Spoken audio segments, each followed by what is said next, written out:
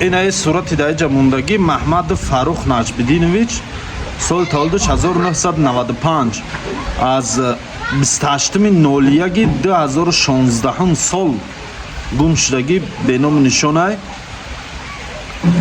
برادرای عزیز، شرکت زمزم عمر را همتون میدونن میشناسین، چند بار در شما توصیه دادیم. آخری ماه روز 30-31 چیسلا سفر داره ای مسکوا و از تاشکент. کدام نفرایی که میخواین به خانه الله حج عمره سفر کنین در این رقمای تلفن زنگ میزنین، همراهشون صحبت میکنین. نرخ و نواش برای شهروندای تاجیکستان، شهروندای اسنگ $1200، شهروندای روسیه هم باشه $1200 امریکایی.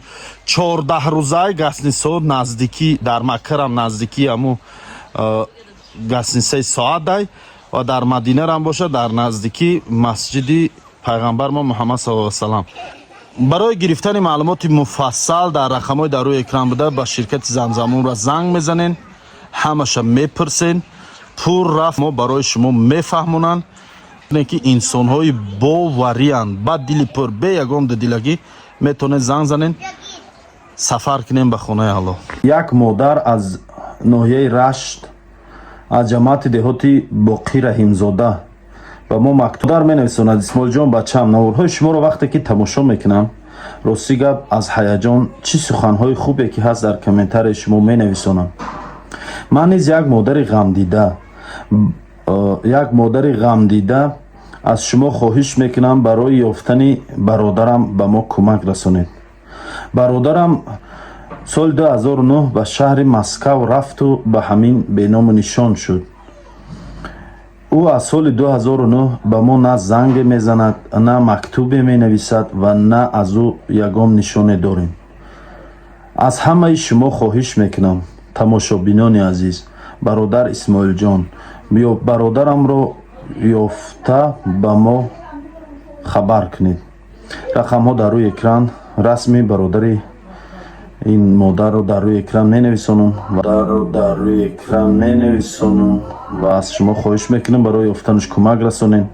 برادرایی که در داخل زندان ها قرار دارین یا که برادرهایی که در ملک غریب قرار دارین، همین برادر شاید دانین شناسین در کجا بودنشه، برای یافتنش کمک رسانین و در رقم های همین مادر زنگ زنین. رقم ها در روی اکران نویسندگی. سلام علیکم مردم، من در تاجیکستان هم باشم، قروتابخانه اسماعیل تاجیک کار میکنم. مردمی پیتر میدونه نه، دادرم در اوجای دادرم ای کارو یک کش یاد گرفته عکس آش سر داده. کدامتون در پیترین یک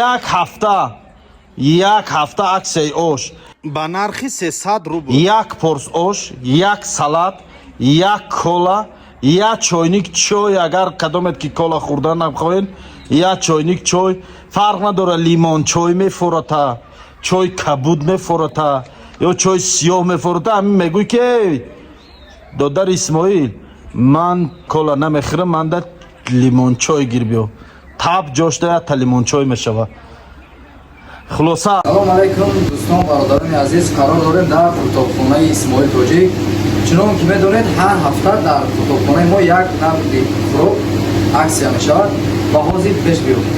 اکسیا کردگیم آشا باید یک اسماعیل رفتن، پیش رفتنش قرطاب بود، سالاد، یک پرس آش، یک کلچه. نفرایی که مثلا کوکاکولا میخورن یک تا کوکاکولای 05 در داخلش. اگر دو چای میخورین یک چای کبود، چای سیاه، چای اسماعیلی، چای لیمون چای، چه خیلی معقول شاید دمش میکنین. همه همین چیزا را برادران مصرف کردیم. موندیم اکسیا 300 روبل، همگی با نرخ 300 روبل آش، سالاد، کلچه و اینا آب. و برادرای عزیز در اینجا داریم اویاکاسا سوئیسری دسترسانه بیرون. اویاکاسا داریم، خیلی بالا اویاکاسا مونده. سامسا در کدام که میبیا بلیت میگیره یا سامسا دیگه پدرکه خدا میروه. آوای وطنی داریم در اینجا ارسیکولا، کوکاکولا، خیلی غیر همون خیلی و جای 6 داریم در اینجا برای 45 نفر. در همه ویدیو خریب است که ما گفتیم این ابو گرمی بود ساعتی شدگی میشینیم میگی در دچوی رومی شدگی صاف نکرد. خیلی برادران آدرس رو از دوای بالا اکران میبره.